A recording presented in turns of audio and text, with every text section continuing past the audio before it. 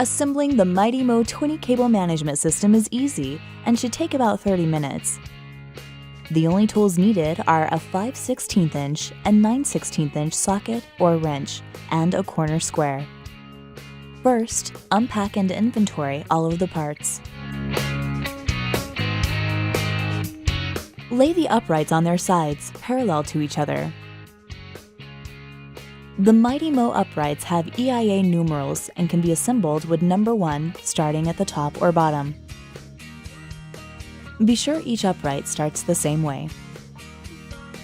Attach the base angle to the uprights using 3/8 inch hex head bolts, lock washers, and speed nuts. Hold the square in each corner and tighten the bolts. Attach the ladder rail to the uprights using 3/8 inch hex head bolts, lock washers, and speed nuts. Hold the square in each corner and tighten the bolts. Flip the rack over. Attach the front base angle and top waterfall using the same method. Be sure to use the corner square when tightening the bolts. Stand the rack up on the base angles.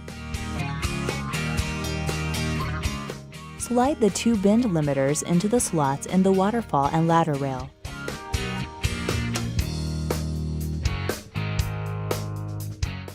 Attach the separator plate using number 10 bolts. Check that everything is square and torque the bolts to 12.5 foot-pounds. Install the vertical manager hanging clips.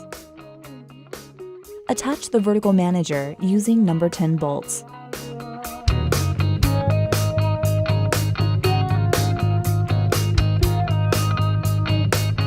Install the foot onto the vertical manager. Attach the door onto the vertical manager.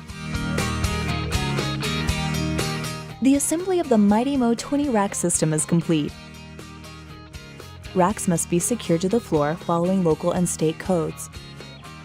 For more information on our data communications products, please visit legrand.us/datacom.